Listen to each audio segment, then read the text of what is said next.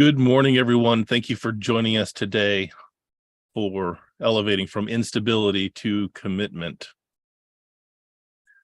We'd like to start off with asking you a couple of questions. Suzanne, would you like to start us off, please? Sure. Guys, thank you so much for being here. We love that you're spending your time with us. And we know that this is this topic makes people go, ugh. Like there's something that happens when you see these words, instability and commitment. And these are words that just make you go, ugh. So right up, I wanted to ask you, what do you think of?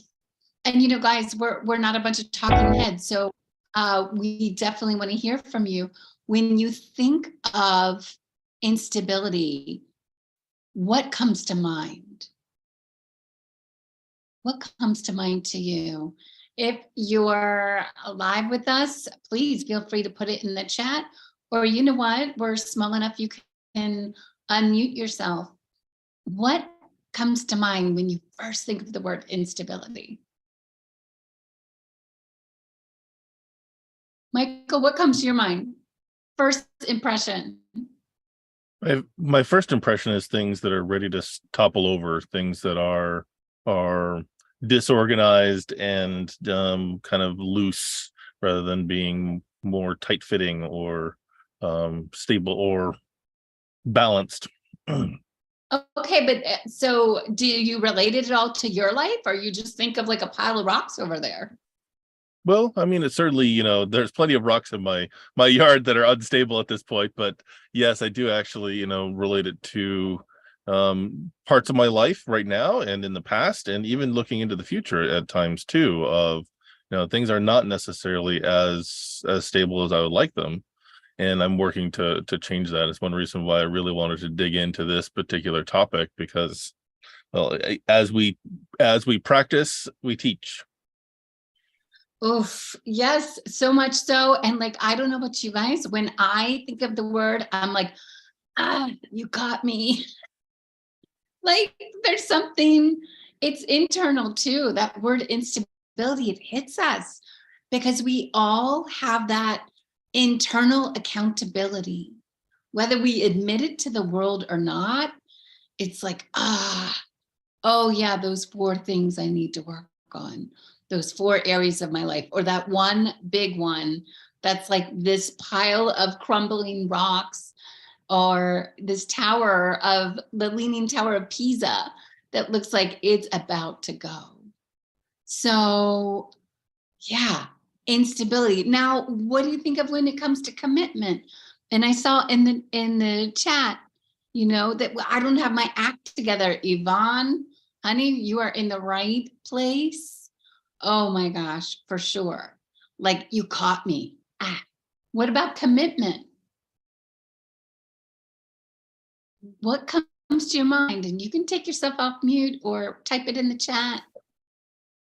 For me, what comes to mind is accountability.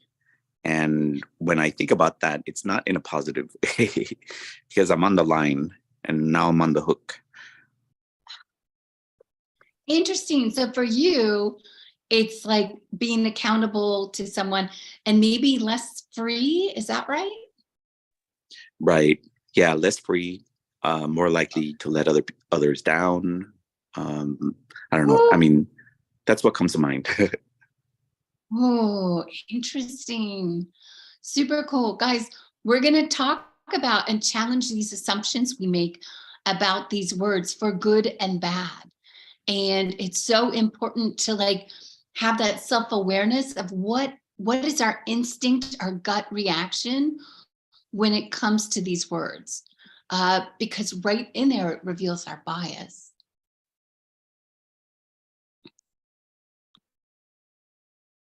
Michael, what else did you have to add about before we get into introductions? So one of the things that for commitment kind of came up for me was, we can be committed to something that isn't in our best interest, and wanted to kind of put that out there as well as we kind of seed this conversation. Is you can be committed to comfort, you can be committed to drama, you can be committed to only fatty foods, And many times we also need to look at that is, are we committed to instability instead? Are we committed to bad health? And I think that there's an opportunity for us to really open up and look at, our commitments to ourselves and to others.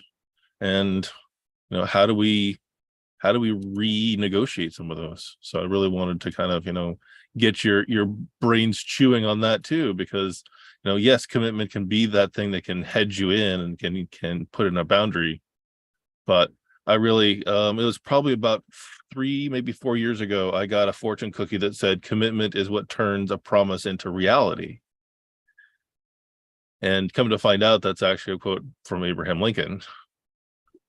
And it kind of, reset my concept and my definition of this word called commitment, or to be committed. Why don't you go ahead and introduce yourself? Sure. So for those of you who have not joined us before, my name is Michael Dankloffs. I have a business called Elevate Your Best, where I like to coach people who are at a transition point in their life, where they are potentially wandering around in their life and they don't really have a set path of where they want to go. And I help people map, discover, navigate, and plot the course for where you're going in your life so you can live the best version of your life. And Suzanne and I really wanted to bring many of these deep conversations to you because we'd seen so many people have these webinars where these are your perfect 3 steps in order to get to the next stage. And we want to be real. Our goal is to have this be a conversation with you. What about you, Suzanne? As you can tell, as you can tell, guys, we hate that when people come on and they're like, oh, 6 steps to improve your life. Bye.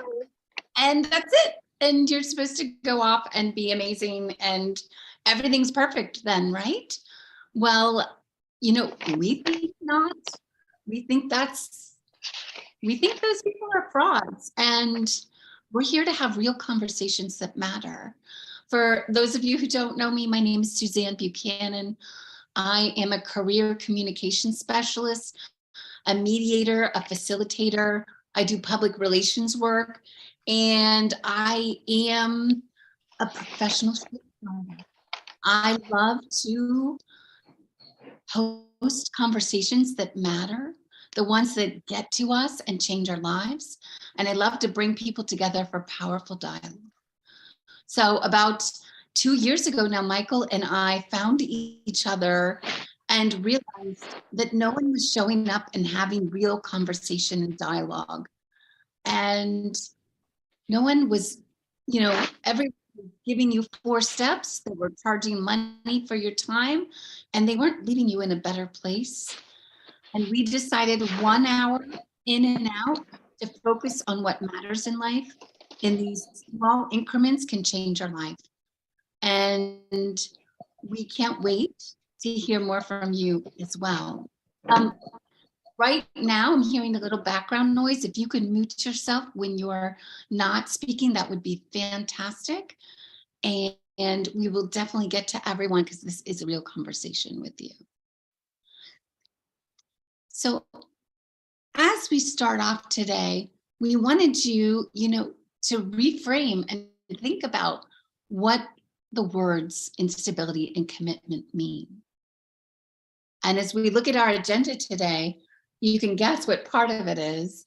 The first thing we want to do is to really challenge our assumptions and fears. And that's something you'll find Michael and I do frequently. We talked about, what do those words really mean? And do they mean what we think they mean? And are we ascribing the right meaning? We also want to talk about 2 really important things you can do when you're facing instability. And we're not telling you your life is going to be perfect, but we work in these meta stages where we believe that once you're armed and equipped with a certain kind of process and mindset, that you'll start embedding it into your life. And then we'll talk about the single most important thing that might surprise you about instability. So Michael, Where do you think we should begin? Well, I think we really should talk about, because as you just kind of alluded to, is we have this assumption about what these words mean is, and we also have a tendency to look at both the internal as well as the external factors in some of these things. So that internal instability, it has a very different effect than external instability. And one can certainly be a result of the other in both directions. So I Yeah. really kind of So wanted what to do you dig into think that. of? What do Hmm. you think of when you think of external stability? What does that mean? So on the external side of things, it tends to be those rituals or systems that you're doing on the outside. What are the actions that you're taking? Tends to be that internal, or is that external focus, is how are you showing up? What are the actions that you're taking? What are the things that are happening around you? What have you built that is stable or not? So that to me is that external stability. And, as an example, over the last 3 years now, almost four, we've been in a state of global instability in various different forms, between wars in the Ukraine and COVID pandemic and political upheaval across the world. I think that we can see a lot of external instability in a lot of the systems that we had assumed were stable. Yeah, so it's not just our systems and habits, it's not just the things we choose in our life, it's also the world around us. And I would add to that, guys, from my experience, things like, I mean, not that internal instability can't cause this, but, people being laid off, um, disease, natural disasters, heart attacks, things like that. There's so many examples of that external instability. So we just want to get a frame of reference as we move forward. And then what about internal instability, Michael? So for me, the internal instability is that kind of feeling lost, that that idea of not really like continuing. It's almost a lack of persistence, a lack of resilience, a lack of grit in order to actually take the next step. It's tends to be whenever we feel like we're untethered completely, whenever there isn't something that we're working towards, or maybe even a lack of passion in order to do that as well. So, but what I really kind of wanted to, when we were talking about this, it's like instability isn't uncertainty or self-doubt. It really is kind of a lack of clarity. It's a lack of having an area in your life where you're committed, or maybe they're very weak commitments. I know that someone in the chat mentioned earlier is that the commitments to yourself many times can be the ones that are the hardest to follow through on. And Mhm. that to me is that feeling of internal instability. So, but there's also this, it can also be where it showed up for me as well, is when, if we call it the universe, your spirit, God, whatever that higher organizational principle is, maybe it's a sign that you're heading in the wrong direction, that it's becoming stable on this path internally. You don't feel stable in what you're doing because maybe it's not the right path. Maybe it's actually not where your higher self, your future self, is whispering in your ear of go this way. It's actually saying, nope, it's time to take a left turn. Yeah, guys, for those of you who haven't been with us for long, Michael and I are we really believe that our emotions and how we feel inside are not end products, but they're often signals and signs. I refer to it often as our internal GPS. And I believe our emotions and that feeling of uncertainty or instability, that's a sign. That's a sign we're not in alignment. And I like how you said that, Michael, because we may not recognize that, especially if we're not that in tune. And many times we aren't in this world, but quite often that feeling of internal instability is a sign that we're not aligned. And I would even argue that sometimes external instability is also a sign we're not where we're meant to be. Things aren't working. You know, if you're getting laid off 4 times in a row, there's something not aligned internally as well. So again, there are those things outside of our control for sure that happen, but we're powerful creators. And I think, you know, how many of you have ever done anything self-destructive? Yeah, we are creators and we're destroyers. And sometimes when things are feeling so unstable, that's our sign. That's our sign to evaluate. That's our sign to take that meta moment and take inventory internally, externally. What do we do in this period? Well, that's what we're talking about today. So obstacles are another thing that come up. Michael, when you hit an obstacle, do you feel unstable? Certainly at first. And I certainly think that, you know, when you first encounter that thing that's, especially if it's new, it feels like it's in this unstable place. And it can throw you off balance for sure. And especially, you know, and yet we don't grow unless we're actually coming up against obstacles. So I know that that was one of our points of contention we were actually preparing for this was, you know, is instability required for growth? And yes, unfortunately it is. You know, when we learn that new skill, we are going to suck at it for a while. When we are actually, you know, in a new relationship, it's going to be a challenge when it first begins, and it's going to feel unstable. But we're going to be unsure. And it's okay. It's okay to not know if we're going to make it. It's okay to not know if it's right. It's okay to go with what you feel until you know. That's okay.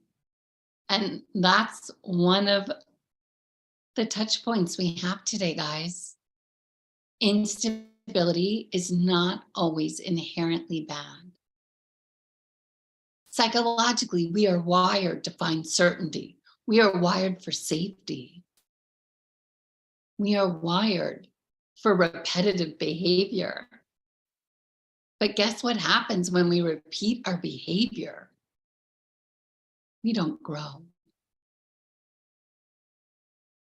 What got you to where you are is not what's going to get you to where you need to go. What does that mean? Change. What does change signal? Instability. Even if you're certain about your destination, you may not be certain about the path to get there. So I can think of several times in my life.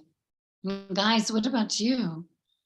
Are there times in your life where you went through a period of great instability only to get to a higher goal? Michael, what about you? So I would say that that has been the times whenever I've grown the most. Unfortunately, is those times whenever instability was introduced either by myself or others. So, I mean, even, you know, I've been in my coaching business now since 2019 while working a job that whole time. And just those pieces right there, it's very difficult to balance. And it can cause, one can cause instability in the other. Or like Yvonne was talking about, divorce.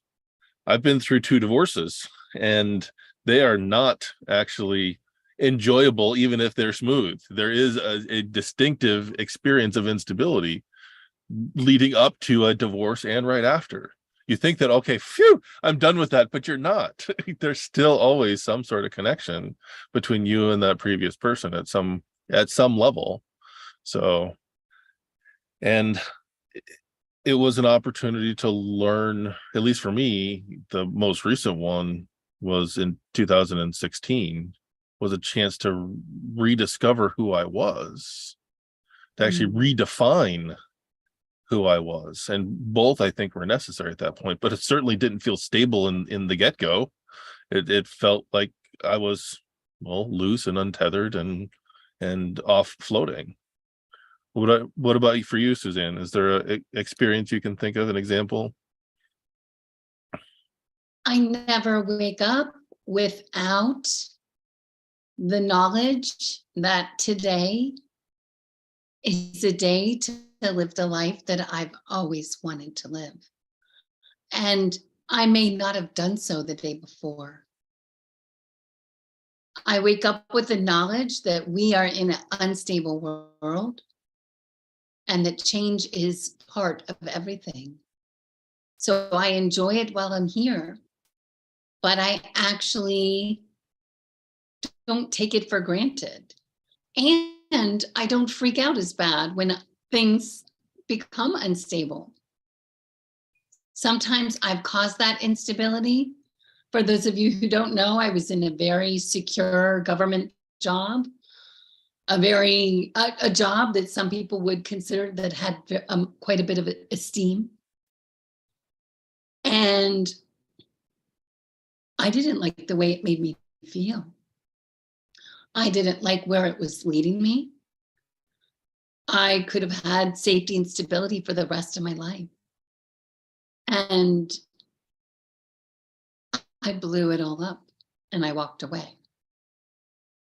And clearly I had no insight that COVID was going to happen afterwards and further instability would happen. But my gosh, I am happier now than I was in the wrong direction. And I am making it through into the person that I was meant to be.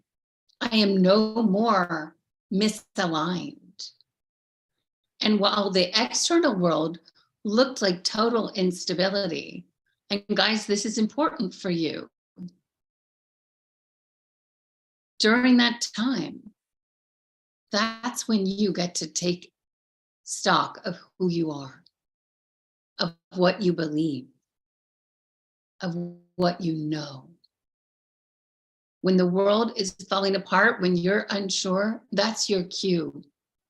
I want you to close down, focus on you, and take inventory. What do I know? What do I believe? What do I want? Where do I feel like I am meant to be? This has to be a fearless inventory where you're completely honest with yourself, with all the ways you have not lived up to your potential, and with everything you know you can be. Because every day you wake up, you can step into that person you were meant to be. And when you start stepping into a new structure, you are actually inviting instability because you are leaving a fixed structure. You are leaving a construct that was created by who you were. And if you were misaligned, that construct can be quite overwhelming. It can be quite powerful, and it might feel very hard to break away. When you develop an entire identity with a partner and you're married to them,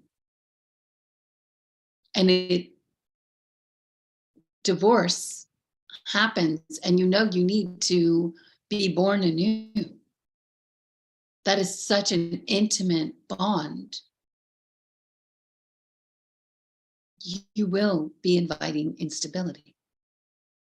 And it's important for us to know that instability is not inherently bad.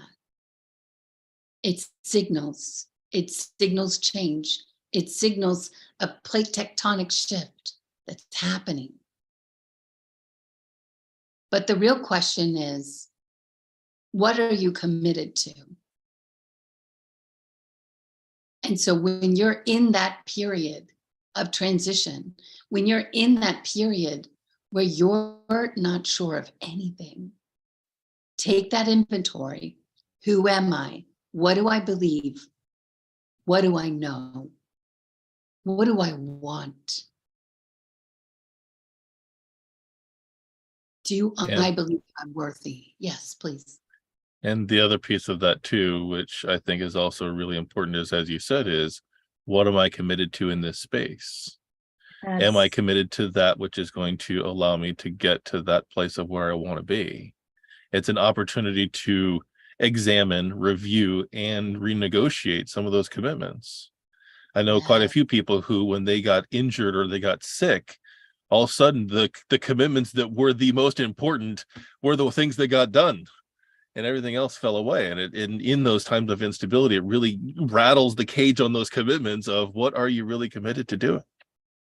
You know, that heart attack scare, are you really committed to that 3 cheeseburgers a week, or are you not? Is it time to renegotiate that? Is it time to shift to something that is going to take you to where you want to be? But I also really truly feel that the commitment to getting to the other side of the instability is what helps you get through that unstable period.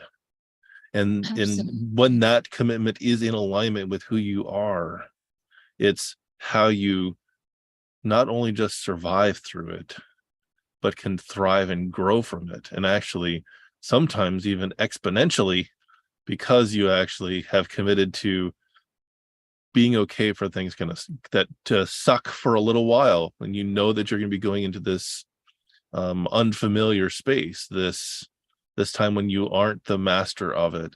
At that point is an opportunity to learn and grow in a new direction.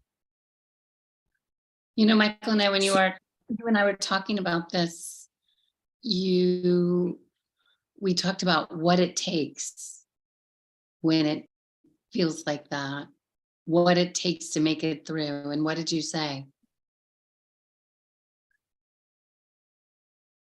It does take persistence, resilience. It does take that true, like, moving from this nice to have space to being 100% committed. Jack Canfield talks about 99% is hard, 100% is easy, because when you are committed to that outcome, you do what it takes in order to get it done. And that can be tough whenever it seems like, or the story we're making up is that the world is against you on accomplishing that. And my challenge over the last year or maybe 2 is discerning what is redirection and what is the hill I have to climb in order to learn this. So, and that discernment is something that comes with practice. That's the wisdom that comes from knowledge practiced. So then I had a question about one of the concepts that you were talking about. What do you mean when you say, or when you ask, or when you say to ask yourself, what do I know? What do you mean by that? Thank you for the question. It goes deep to our deepest beliefs. And, for example, if you're in a bad place, you may know, I'm not meant to be here. This isn't it for me. Sometimes, and I would argue all the time, when we really quiet ourselves and listen, there are some fundamental truths about the situations we're in. And there's, I think, an innate knowledge we have that we can tap into. And it may be, maybe that knowledge is, this is temporary, meaning the instability and suffering you're facing isn't going to last forever. Maybe that messaging is, you can't stay here anymore. Maybe that message is, it's not time yet. You have to wait. But whatever that is, there's going to be things that we know.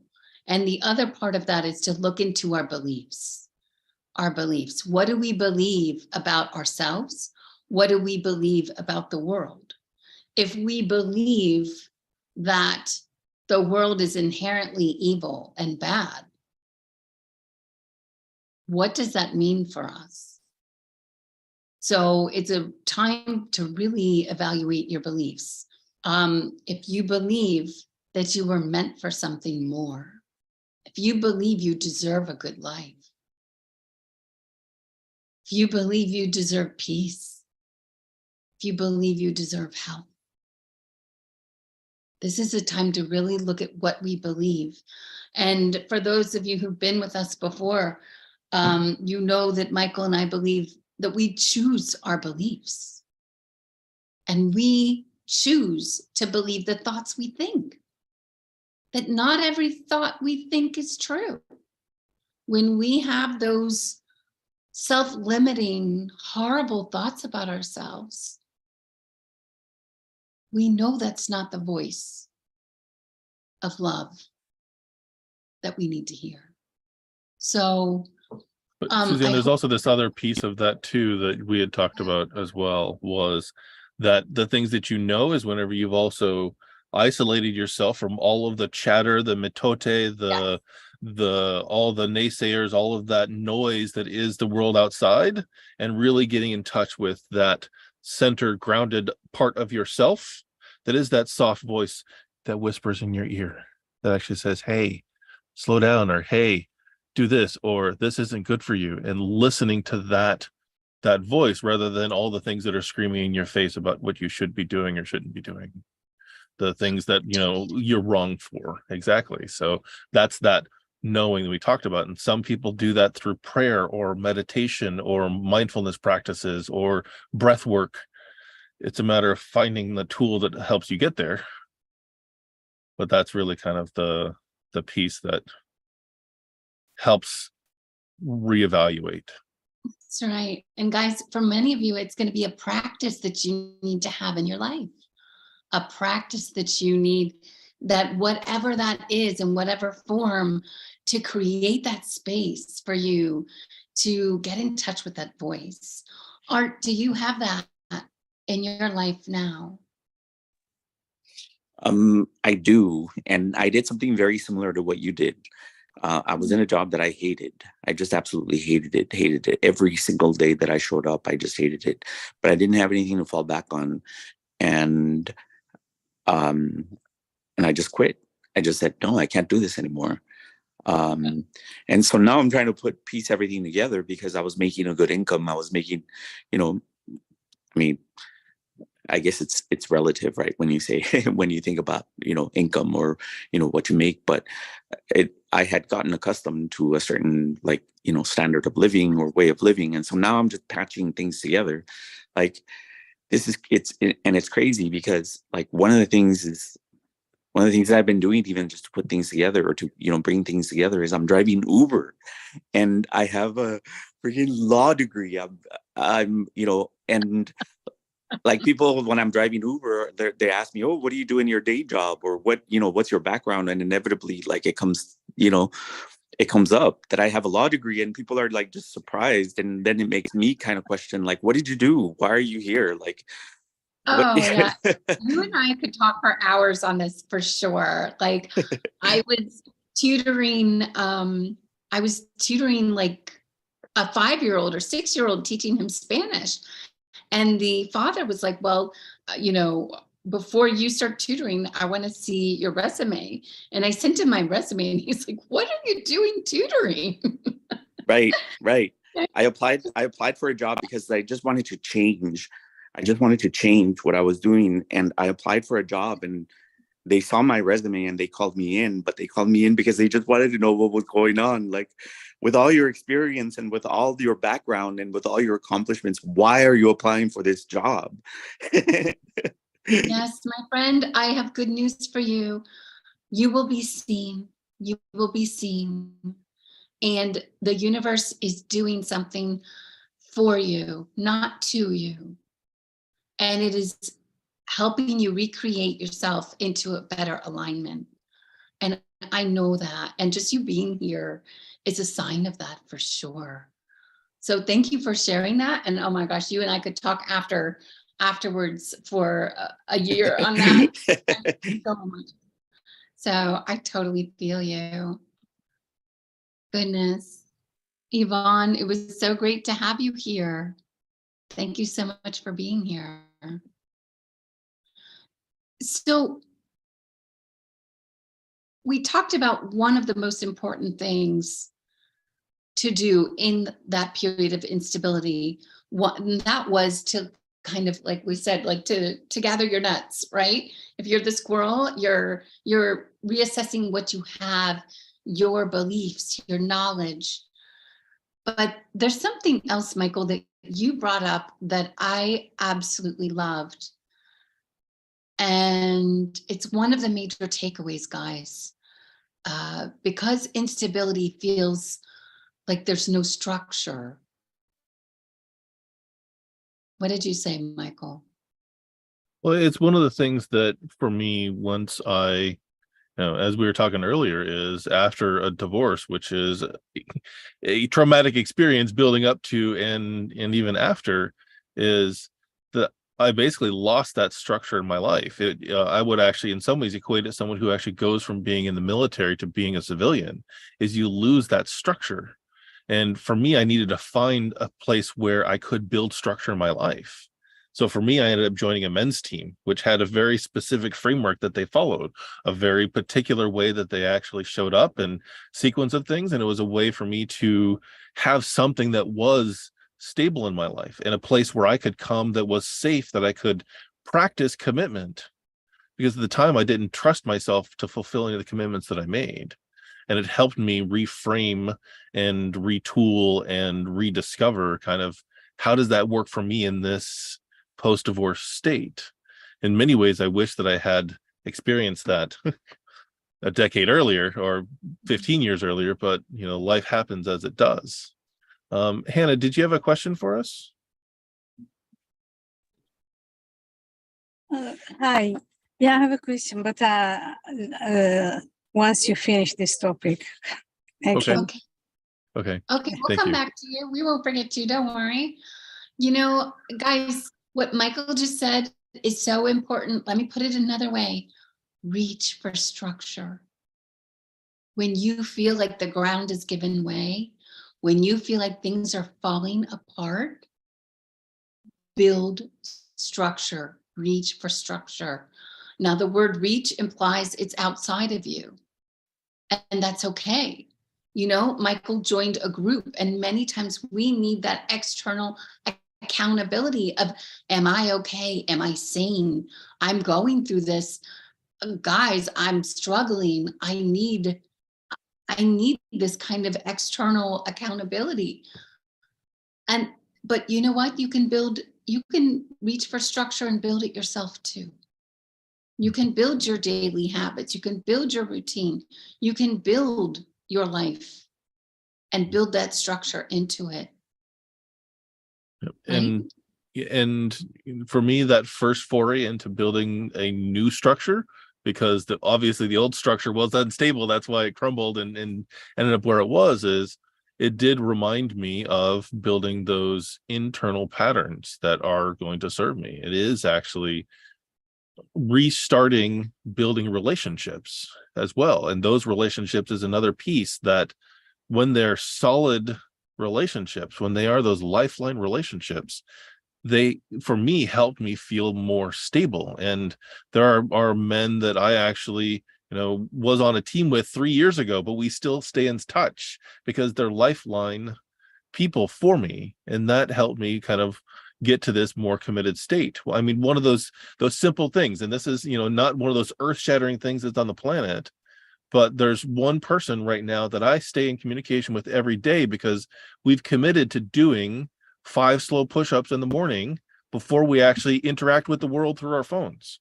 And it's something that probably 99% of the time I've actually done. It's something simple. It's something basic.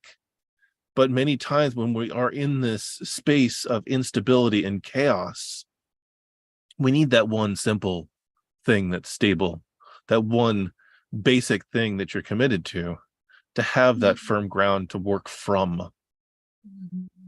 And is one thing that I like coming back to in doing this. And kind of my next iteration of that, my next evolution of that was actually getting involved with Lifebook and understanding a structure to discover all 12 categories of my life, and then start working to create the vision that came from that.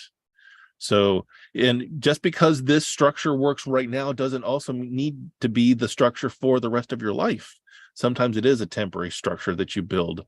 Right now, they're building a deck on my house because it fell apart due to the storm, the winter that we had this past year, and being, so wet and heavy with the snow. And there are pieces that they put on to hold it in place to be stable temporarily. That's going to come off when everything is all said and done. And many times we need that framework in order to start from and then evolve past. I love that. Thank you.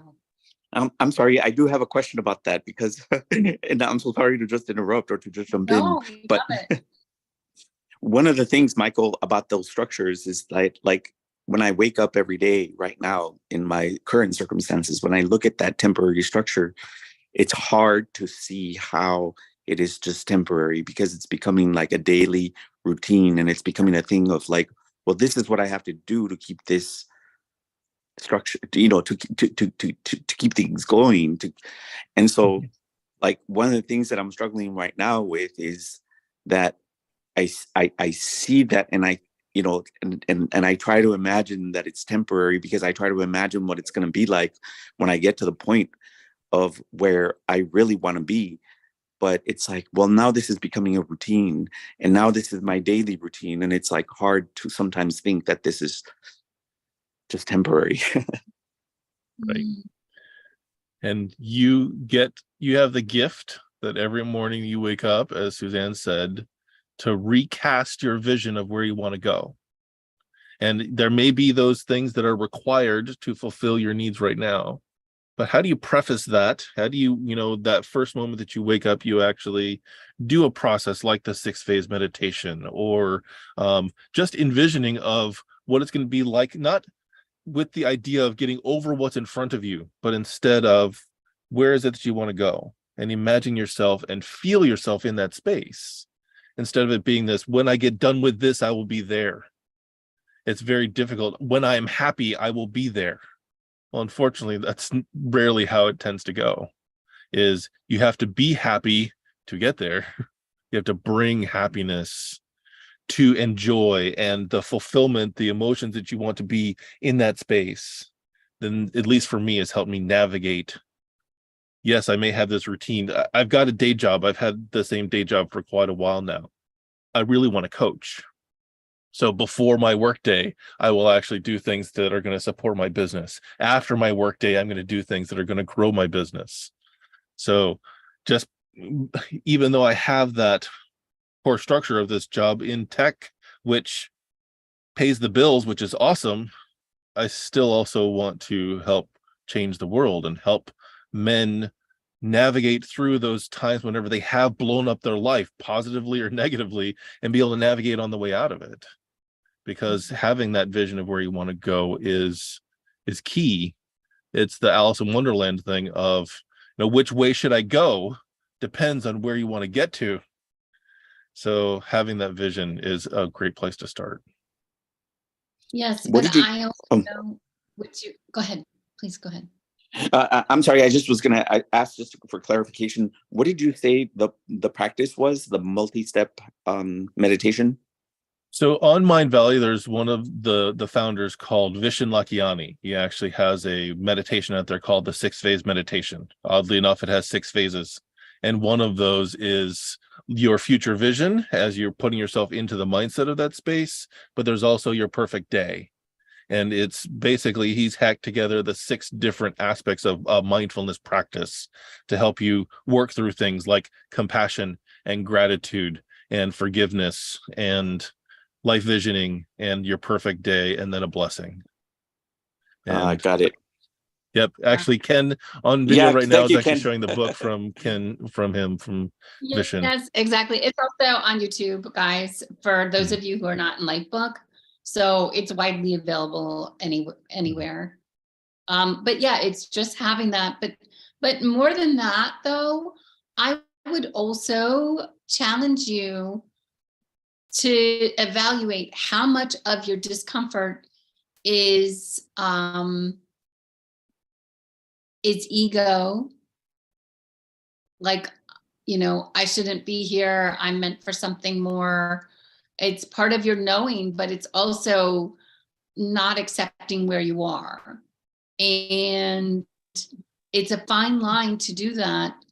But for me, I came to a point where the messaging was more, this is something I'm going through and I'm okay.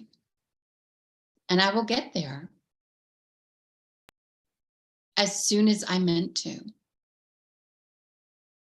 And it's really that meta moment where you're like, I know what that is. Like, is this the new normal? Do you have to lower your life standards? Do you have to lower your vision? Absolutely no. But this is where you are. And to cast yourself into unhappiness and to condemn yourself to being unhappy, where you are, also goes to what Michael was saying. You don't, you have to become it before it comes to you usually. So I don't know if that makes things worse or not, but I hope not. No, it doesn't. It doesn't actually. It really helps a lot, because you're right. There's a certain degree of the ego kicking in and saying, even like the thing that I said, well, why am I driving Uber? Right. Yeah. But honestly, sometimes when I'm driving Uber and I'm meeting people and I'm driving around the city, I feel like it feels like a vacation, and it feels like I'm just having these like really cool conversations with people that I wouldn't necessarily be having. And I'm going to places or like seeing parts of the city that I wouldn't necessarily go to or drive to, and like discovering new places. But it does in the background. Right. Absolutely. And just embrace where you are, because you're going to get to that point where you have a real opportunity to get back to whatever life you dream, and you're going to have to work really hard. So enjoy this time. I mean, I'm on the other side now where I'm like engaged into my profession, and it's the holiday weekend and I'll be working hard, right? So enjoy this time. It's a gift, and just consider it a mini retirement, or before your rebirth into something new. But these are days you'll never get back again, and this is still an amazing life. So, thank you. Yes, I didn't want to ignore Hannah either. Hi. Actually, you kind of touched, both Michael and you touched on some of my questions. One of the struggles I'm struggling is knowing what to do, or knowing, do I know what to do? Do I know where I need to be? Do I know what I want? I'm going through that a lot. But when it comes to taking action, it's difficult for me if it is my ego or if it is my calling, my higher self. So that's a really difficult challenge for me. It's hard to pinpoint my my pain or my struggle, because I don't want to go through my 20 years of life. But I'm a mother of four. My husband is struggling with mental health. And one of the things, it's hard to live in that environment. And I'm taking care of my kids and I'm working full time. I start online business in 2020 and I ended up in a lot of debt. And I do small things, but I don't see anything. I know I'm stuck because there is not something I need to do. But moving from that point and knowing what's the next step is my challenge. So you kind of touched it, but in this chaotic life, how do I get the structure that I need to help me to move and do what my higher calling is? So we talked about this a little bit, I think it was a year and a half ago or so, is courage tends to be doing the thing that you are the most afraid of and doing it anyways. And it tends to be the thing that we're avoiding the most. Actually, this was just a couple of months ago. We talked about from obstacle to adversity, which I think was in January. Is many times the obstacle is the way. It's one of the things that got brought up in our conversations preparing for this too. Is that thing that we think is the biggest thing in our way tends to be the route by which we're going to overcome and get to that place. And that still requires us to really be in touch and have really connected with that which is our purpose, our calling, our superpower, our core genius, however you want to define that, is knowing what that is. What are you uniquely qualified to bring to the world? Be working on that. And the toughest part for me is all the rest of that you're supposed to delegate to other people that is their core genius. Is I want to do all of the things, but I know I don't have enough time to do that. So that would be a couple of different routes you can actually approach this from. And sometimes it may be discovering who you most want to serve in the world. That may right now be your kids. It may also be other people who are in a similar situation to you, because you have experience living in a relationship with mental illness, that you've learned lessons that you can then take to other people who are just starting that journey. There's several different avenues that I can brainstorm all day, but what it really comes down to is, what are you, in what space can you take that fear, that one next thing that you are actually up against, that obstacle, and turn that, instead of from fear, into excitement? How do you actually find the excitement in the fear, in the taking that next step that, it's going to be unstable when you first take it? And that's why, to me, the commitment to creating that outcome is the most important. Yeah. And if I may, I'm just going to say this, and if it's completely off, you can just tell me I'm crazy, and that's fine.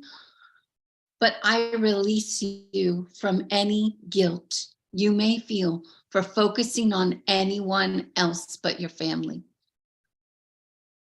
Oftentimes, when we are caretakers, it is so hard for us to focus on something else, that we feel like we might be abandoning them, that we might be not loving them the way they were meant to be loved.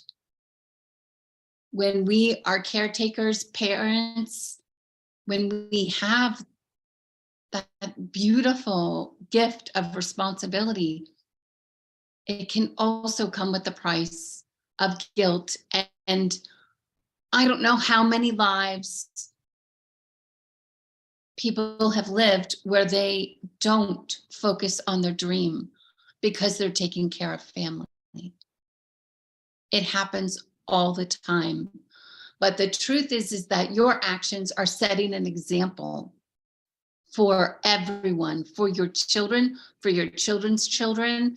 And if you go after your dreams, the chances are they're going to learn to go after theirs. And think of how much better the world is going to be and how much more people we can serve if we all just listened to our calling. Most of the times we know. Now, when it comes to like starting a business, sequencing is difficult. It's hard to know which parts to focus on when growing a business. But everything's figure outable. And so if that was even a factor, I just wanted to put it out there into the world and blow you that piece. Yeah, thank you so much. Yeah, this is a good reminder. And Michael, talking when you are talking about this, I just remember I was in one of your meetings and we discussed about this. And I even remember taking a note, but when it's taking action, it's different. But Suzanne, you're right. I used to feel guilty about everything, but now I started being mindful about everything and then focusing on myself. Since I started that, I wouldn't be here if I hadn't started doing this years ago. Because I was in a really bad place. Confusion, sadness, guilt, and every other emotion that doesn't help me. But I am past that, but I still have a lot of more work to do. And my commitment to kids, honestly, I keep saying to everyone around me, my kids really raised me. And I am committed 100% to them. But at the same time, my struggle also impact their life.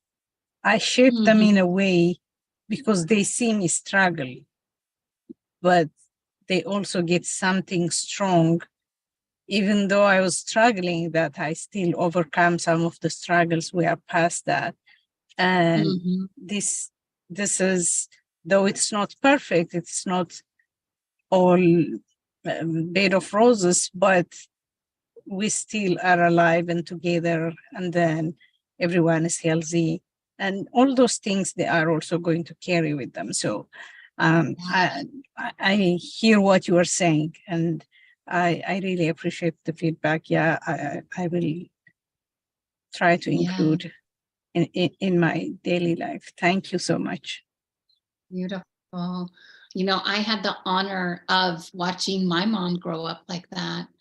You know, after a 27-year marriage to my father, when they divorced, she very much, you know, didn't have her own identity. And so in some ways, I got to watch her grow up into the most amazing soul. And I always made sure that she was free to become what she was meant to be. Even though that's probably some boundary issues with the child and parenting and things like that. But my goodness, I got to watch her grow into this amazing soul.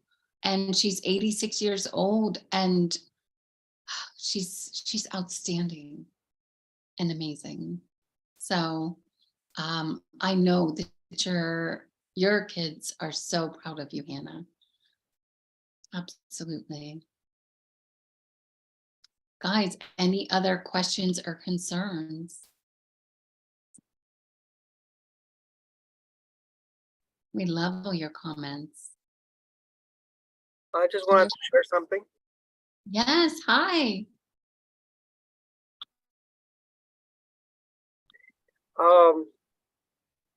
First, thank you for this space, for this conversation, deep conversations. So I'm enjoying it very much. I hope it's recorded because I came in a little late.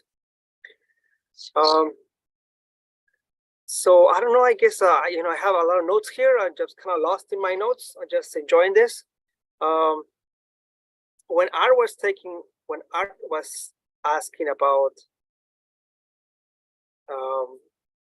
the knowing, and I always thought that the biggest or the fundamental was the belief, but then I guess I found out there was a hierarchy of beliefs. Some beliefs, they already have been proven, and somehow are their own fate. And for me, the deepest beliefs are already in the knowing part. So I guess that's one thing that I wanted to share. Some have been proven, and some are their own fate. That even though you believe that, there's a deeper one that is being already proven, or there's a difference there for me. I wanted to ask about ego. I struggle with the definition of ego because it's not defined enough. And maybe you can point to some resources, some books, something that you know about it. Because, I struggle with, when I want something, is it coming from ego, or is it coming from someplace else deeper? So I wanted to have a distinction that I can have in my mind that is clearer, because right now, it's not as clear as I want it to be. Mm-hmm, mm-hmm. Michael, I'm going to let you tackle that, but I want to say one thing real quick is, JJ, if you want something, the first thing that I would evaluate is, if it doesn't hurt anyone and it doesn't hurt yourself, does it matter where it's coming from? And that might cut one layer of analysis down and free you a little bit, but then I'll let Michael go for the deeper one. So the framework that I like to use when we talk about ego is actually from, I just it just left my mind, is the ideas of the 4 paradigms. And it's Bob Proctor actually talks about it, is that aspect of the ego of his 4 paradigms are the things that come up whenever you're at the point where you're going to be making that step that's in your highest good. Is your ego's job is to keep you safe, is really what he talks about, because everything that you've done up to this point has successfully kept you alive. So each time you want to make a change, your ego has a tendency to want to keep you safe. So it goes through 4 different phases. One is it delays. It says, no, we can do that later. The next one is distract. No, we need to do this first. I need to go wash my cat. I need to trim my toenails before I actually take that thing, which is going to change my life. The third one is discouragement, which is that mean voice that tells you and brings up all of your history, all of your past, and tells you, you failed at this 12 times. What's the 13th time going to actually make a difference on? And then the fourth is disaster. Disaster is when you self-sabotage, when you actually get in a car accident because you're not paying attention, when you say the wrong thing out of anger to your partner that actually ends up driving them away. And the beautiful part about the paradigms is when they come up is the time to reframe them. It's the time whenever you can actually put that to bed. Now, your inner self is not going to delay you, distract you, discourage you, or create a disaster. It's going to be the encouraging voice inside that says, hey, this feels good. I want to do more of this. When you have all those other things pop up, let's do this later, let's do this instead, you get an opportunity to respond to those of, no, this is on my path, this is where I want to go. But that negative voice, that discouraging voice, that saboteur, if you look at positive intelligence, really is the ego trying to keep you safe, because you have survived everything that's tried to kill you up to this point. So why change stuff? That's the framework that I like the best around this. And Michael, you did also talk about one of your growth areas right now in the last few years is discernment. Mm-hmm. And understanding where that messaging is coming from as well. So can you talk a little bit about that? whether it's ego or what that discernment is coming from. I think that we kind of touched on that a little bit earlier in this session. It's that it's great to get feedback from people outside of you. It's great to actually have mentors. It's great to have people that you look up to. But I think that when we're really kind of getting to this place of discernment is when you take that step back, that meta step of let's look at the bigger picture. Let's actually do the inventory of, okay, this person in my life says this, I feel this when that comes up. Or this has been my experience, and actually relate back how you have experienced that in your life. And then also projecting into the future of, if I were to be doing this still in 5 years, how would I feel? Is another aspect of that too. And when it tends to be about fame, if it's all of that, to me is stroking the ego in a way where it becomes safer because people adore you. They won't get out the torches and pitchforks because they actually adore you. But is that really helping you actually hone that piece that's inside of you? And I think that's that short-lived dopamine hit in many ways, the likes on social media, the various ways that we actually seek that out. But I think that many times it does require us to slow down, think through the process, maybe writing out some of these things or typing it up and actually taking that fearless moral inventory that allows us to get to this place of discernment of, okay, I've got all this evidence that says this, then why am I believing that if I've got all this evidence that's counter to it? Let's put that belief on trial. Let's put that negative thought on trial. And in that trial in our mind, it tends not to hold up to the evidence that we find from what we internally feel in that, if that is a gut check, if that's a heart check, if that's a soul check, or it's the physical evidence we have out in the world of the responses that we've gotten from the universe. All right. Thank you very much. Thank you very much. Something that came to mind when you were speaking is, who is this thinker that I'm experiencing right now? Because when you talk about the ego, most of the time, the thinker that is in my head is the ego, is what I perceive to be me. Sorry, I'm at work. So if you can talk about it a little bit. Suzanne touched on that just a little bit earlier. Your thoughts are not always reality. We can certainly, what we think about can become our reality, but we are not our thoughts. We are not our brain. We are not our body. We are this entity that taking a stepping back is engaging that future self, that higher self, that entity that is us. It is all part of the same system though, but we are not our thoughts. And it's one of the things that, at least for me, when I'm doing a meditation, the part that I'm engaging the most is observing what's going by as that third, the witness, the observer, and saying, okay, that's an interesting thought, but I don't need to believe it.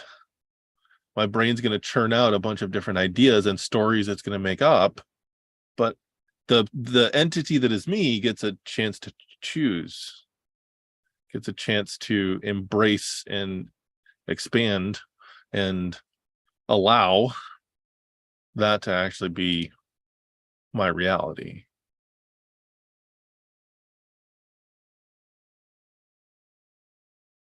Okay, thank you. I'm JJ, sorry. the other thought, I'm sorry. The other thought I had was, if these thoughts are coming from a place of want, lack, neediness, not enough, not good enough, I will be better if I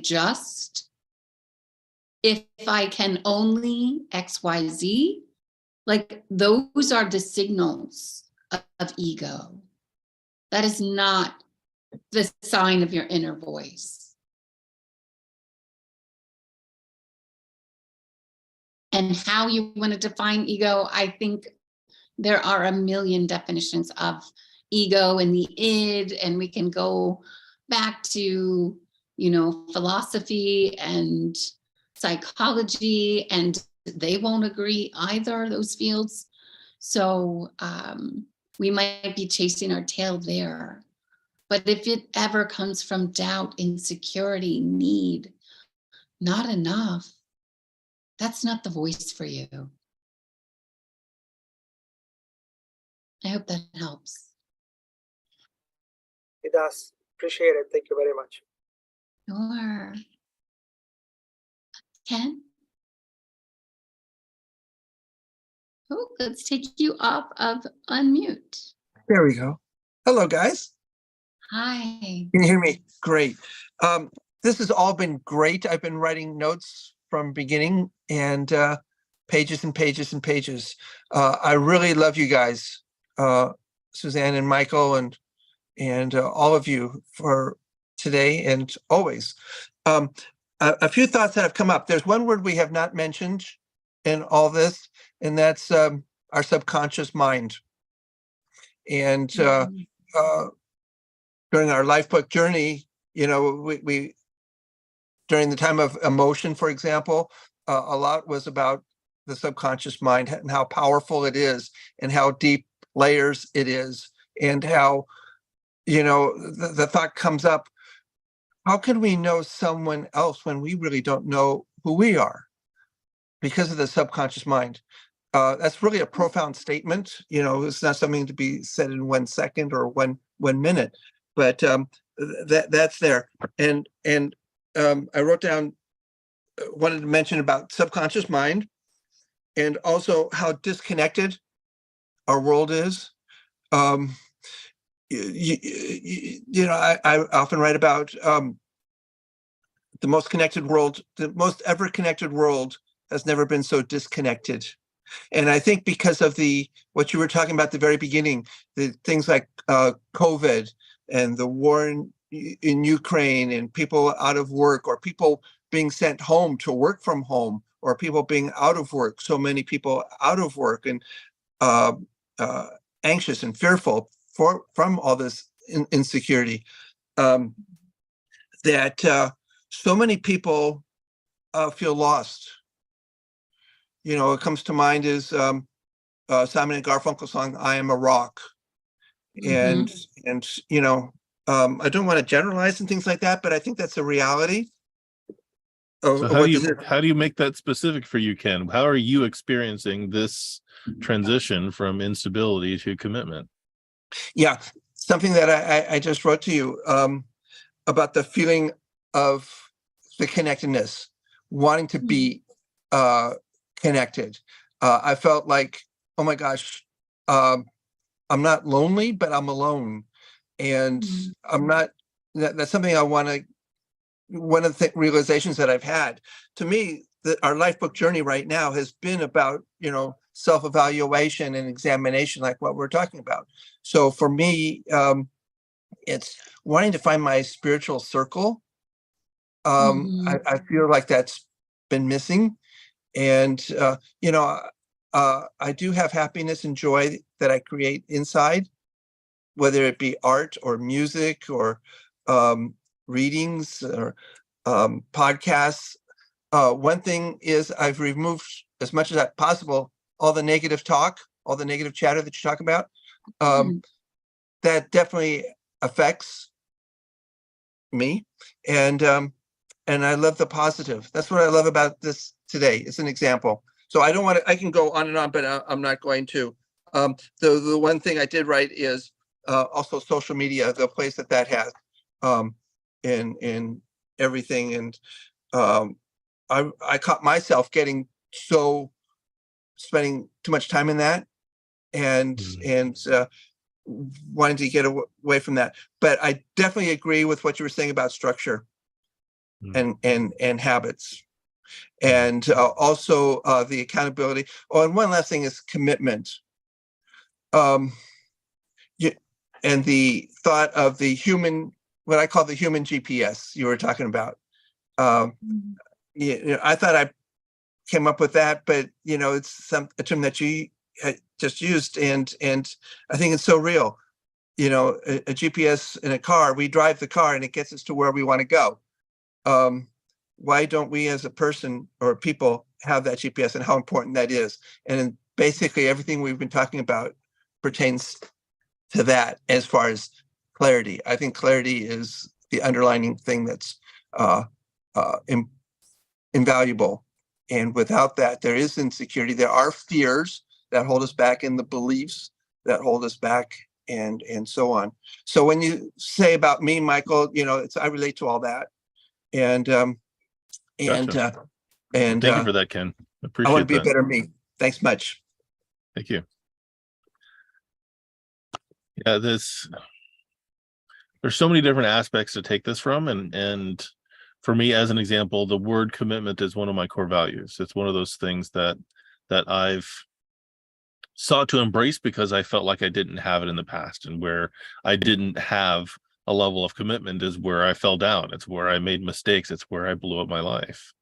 So this was one of those key pieces that I want to make sure we had a deeper conversation about.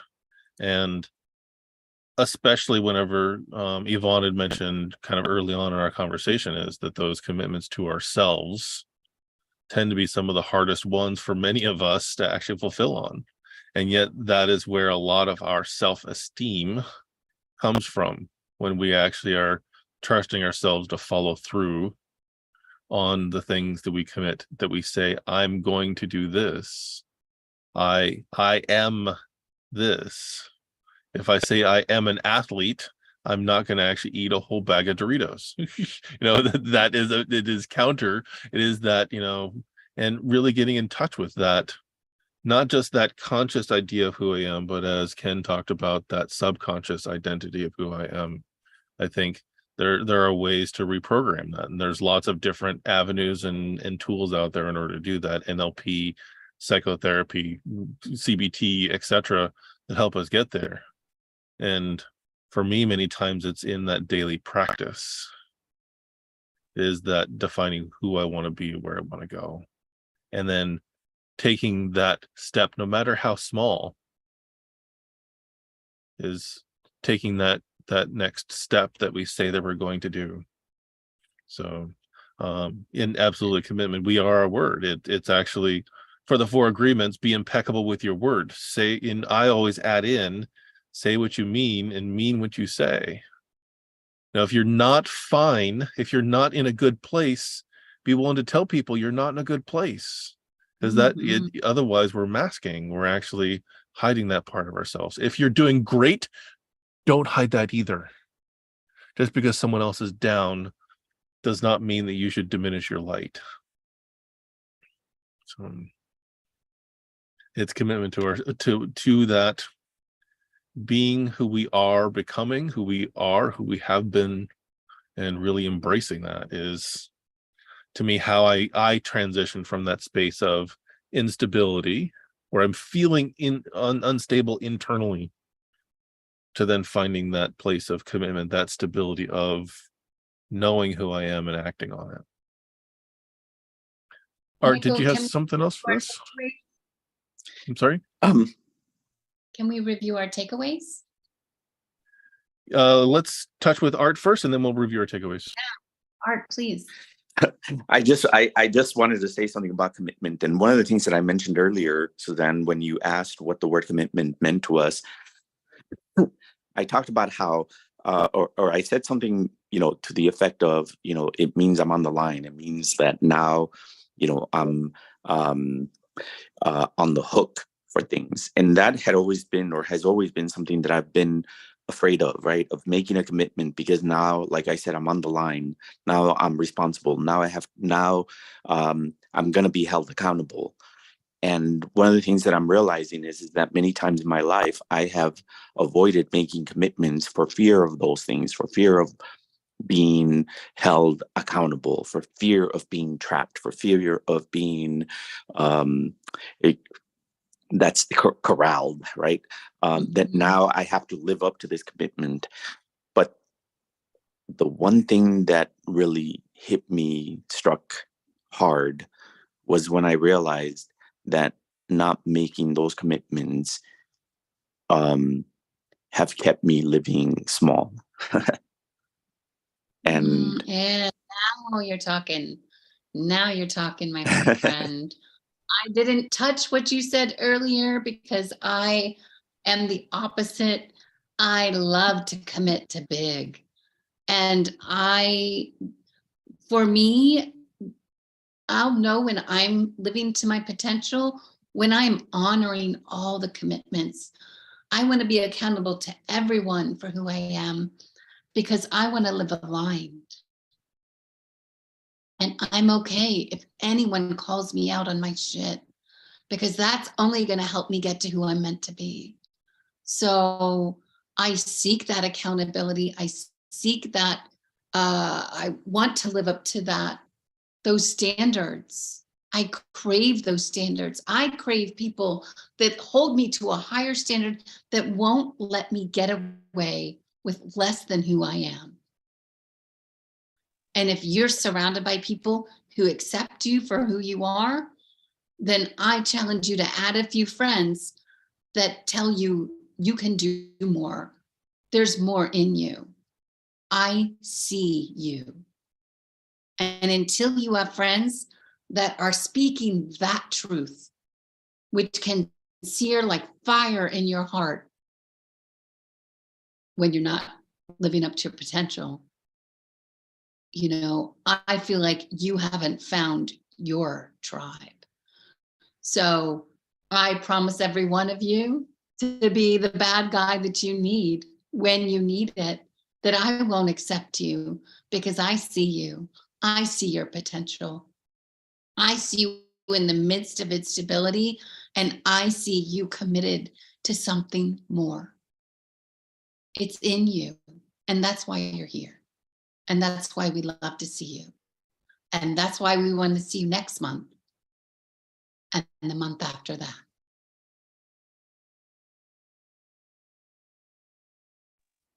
Thank you. Thank you for that, Suzanne. It really is inspiring just to see you, just to see your expression when you talk about how you thrive for accountability, how you thrive for having people like that around you, because that has always just been fear for me. When I think of those things, it just is like it's fear, and I hide, but again, it's led to a life that is smaller than what I know is possible. So Well, I want to challenge you on a different space too, their art as well.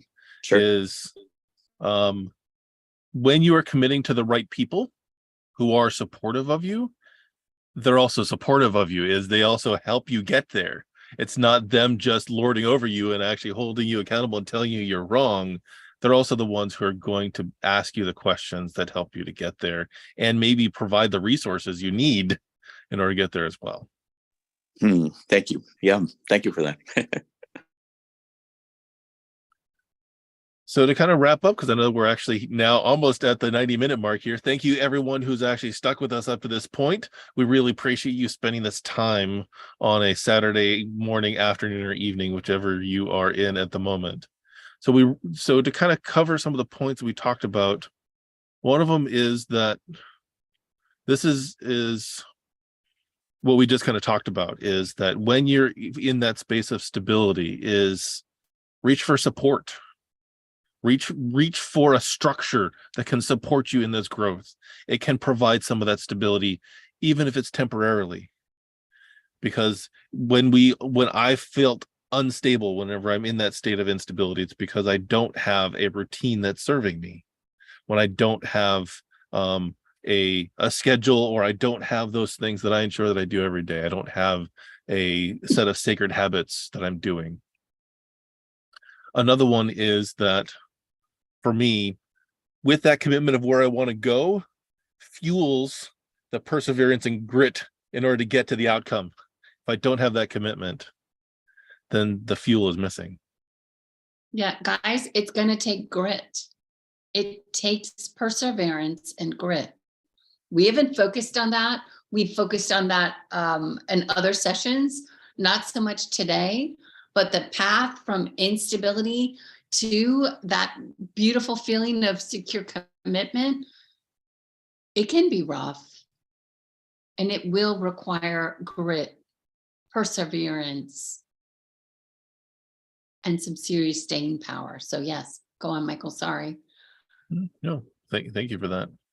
The other piece that we really didn't say, but really we said, is that sometimes when things look like they're falling apart, they may actually be falling together. So Yes. we need to embrace that idea of going into this, that instability isn't always a bad thing, but it does help reveal to us where we're really committed, is one of those other pieces too. And the last thing that I want to kind of touch on is kind of what Suzanne was expanding on there too, is that each of us are meant for growth. Each of us are meant to have an impact on the world. If that's on one person or a million, we're each meant to grow and impact the world. And that does require change. That does require growth. And in those spaces of change, growth, there will be some instability. As you're learning that skill, as you're becoming that person, as you're practicing that thing, there is going to be that time whenever you don't feel like you have all your things together. You don't feel in balance. But whenever you're on a bike, in essence, you are out of balance 95% of the time, and you keep correcting yourself to get yourself back up and stable.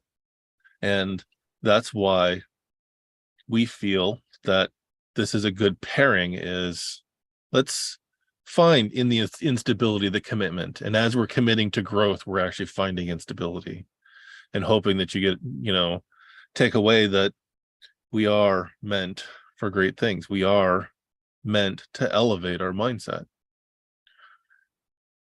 We are meant to be the best versions of ourselves. And the biggest thing that's standing between us and being the best version of ourselves is us. Yep. It's the good news and the bad news at the same time, guys. So, and also want to let everybody know here too, is that we will be coming back for another session next month. So that'll be on June 24th, where we're going to be talking about moving from saboteur to intentionality. We certainly touched on that instability of self-sabotage, but we really want to dig into this idea of let's move towards making our choices intentionally and taking action on those. And we hope to see you there. It'll be posted up on LinkedIn as well as on the Lifebook platform. If you have any questions, please feel free to reach out. I did drop our websites in the chat here. If you didn't get a chance to see those, please, if you have any questions, find us both. We're on LinkedIn as well, and we'd love to have a conversation with you and see how we can better serve you. Thank you, guys. Have an amazing rest of the weekend.